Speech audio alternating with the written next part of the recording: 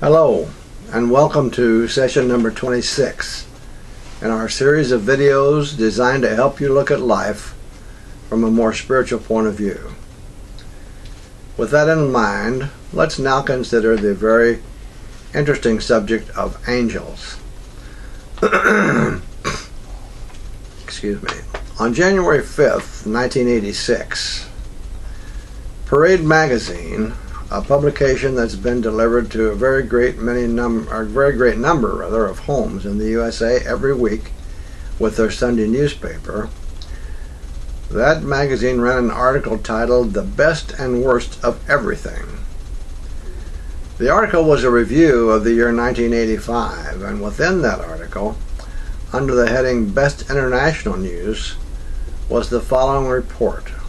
Quote, 6 Soviet cosmonauts said they witnessed the most awe-inspiring spectacle ever encountered in space. A band of glowing angels with wings as big as jumbo jets. According to Weekly World News, cosmonaut Vladimir Solovyov, Oleg Atkov, and Leonid Kizim said they first saw the celestial beings last July during their 155th day aboard the orbiting Salyut 7 space station. What we saw, they said, were 7 giant figures in the form of humans, but with wings and mist-like halos, as in the classic depiction of angels. Their faces were round with cherubic smiles. 12 days later, the figures returned and were seen by 3 other Soviet scientists, including woman cosmonaut Svetlana Savitskaya. They were smiling, she said, as though they shared in a glorious secret. End quote. It's indeed sad that such a wonderful event was not in the headlines of all the newspapers everywhere around the world. Was it absent from these headlines because we, the people of the world, have become so cynical?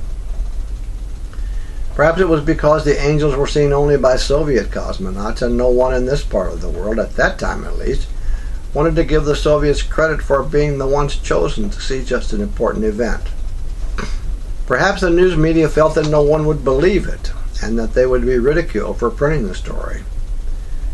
If any one or more of these possible reasons are correct, then it is a sad commentary on our times. Excuse me. There are angels, of course. They exist as beings on a higher level plane or frequency than the physical plane on which we live. There are a number of levels of angelic existence, including angels, archangels, cherubim, and seraphim. For a number of years, we saw them represented almost everywhere, and they're often seen represented in various forms. Paintings, drawings, statues, and the like, still today. Beings of a spiritual nature have been written about in literature and otherwise represented in various ways for a great many years.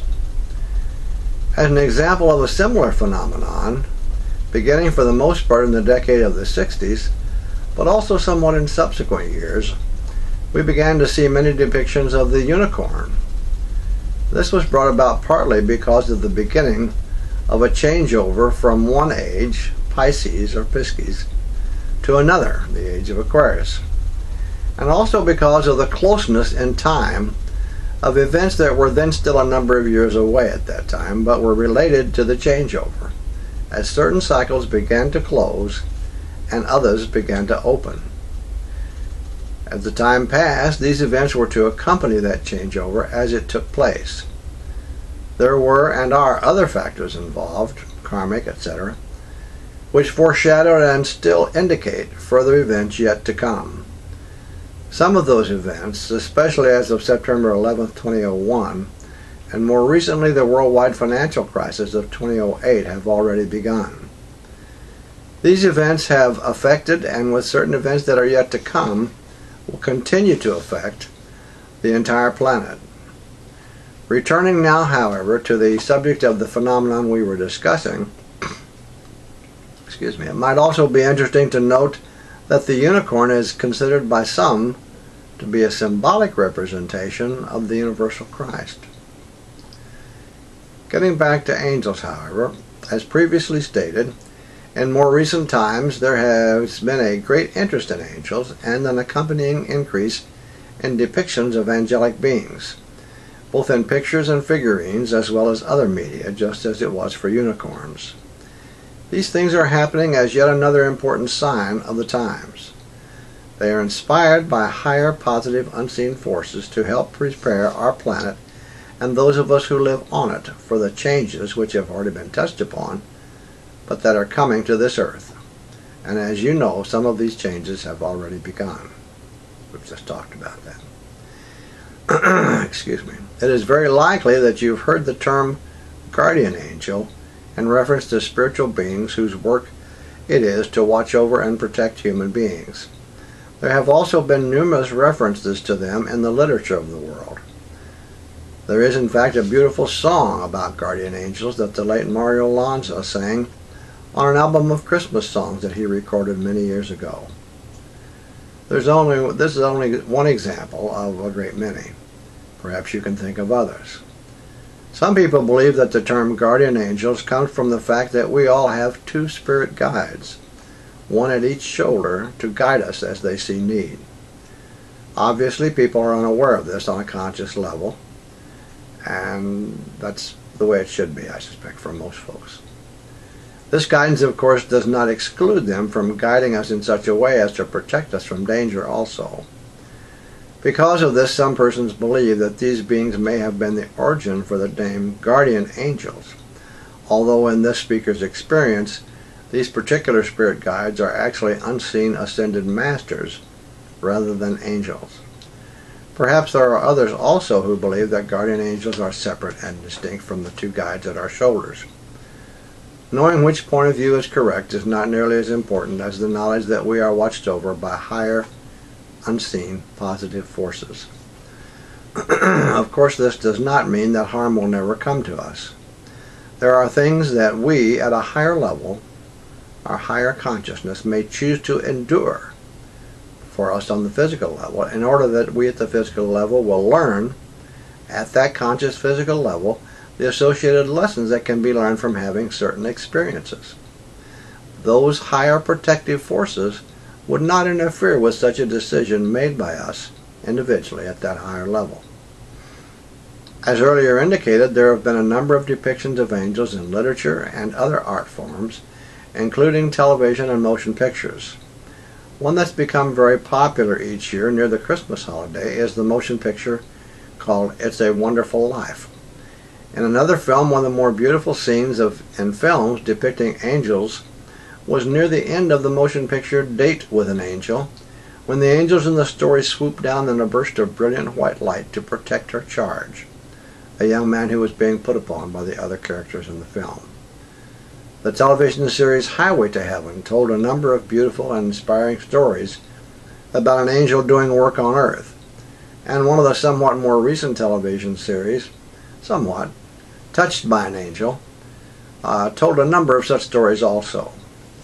If angels can actually appear in human form, perhaps we should all take care. We may be entertaining angels unawares. What about the secret that was mentioned earlier that the angels seem to share?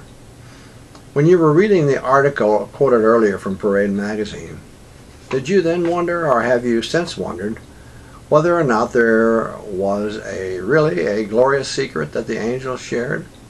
And if it should be true, have you thought any about the nature of that glorious secret that the angels knew that caused them to smile as they did? The impression received by the cosmonaut, that is, that the angels shared in a glorious secret, of course was not by accident. Such an important idea or concept would not be left to chance by beings who showed themselves for a very important purpose. They wanted to be seen so the people of the earth would know that despite all of the trials and difficulties that lie ahead for our planet, all is well in their world, or plane, of spiritual beings. That God is alive and well, thank you, if there were any here who might have had their doubts about that fact. And finally, in case we didn't get the message from the motion picture 2010 that happened quite a few years back, quote, something is going to happen. something wonderful, end quote, that we of this planet will not want to miss. I've spoken in other sessions about the light at the end of the tunnel. A more than significant part of what constitutes that light is the presence of, and what will be the future benefits of the work of, the universal Christ. This universal Christ spirit, which is now in a state of oneness with the young person who is the master of the Aquarian age, now living and maturing on this planet while preparing for the work that lies ahead for this very special person. It is that work which will lay the future spiritual foundation for the people of our planet. It is that work which will help the people of this planet change their priorities from those of seeking and holding wealth, power, and material things to focus instead on the real importance that God deserves in our lives, and to focus also on bringing about, at all levels, a greater state of international brotherhood and sisterhood among humankind, so that the well-being of our brothers and sisters, our fellow human beings, will take priority over the acquisition of wealth and or power. Humankind will continue to derive countless benefits in the future as a result of the work that this person will be doing, not the least of which will be the light which is to come. Although we must endure the tunnel, the period of darkness first, the period of great light that follows will be worth the wait, and is that which is being referenced in the movie 2010 as the something wonderful that is about to happen. And of course, in time. I'm not talking about tomorrow or next week or next month. Do you suppose that any one or more of these things just might be part of the glorious secret that the angel shared? You know, I wouldn't be a bit surprised. In fact, knowledge of the presence of the universal Christ, once more in a state of oneness with a human person on our planet, is enough to make me smile too. How about you? Thank you for watching. I encourage you to watch our next video session, number 27, where we'll talk about a subject of very great importance, the universal Christ. Again, thank you.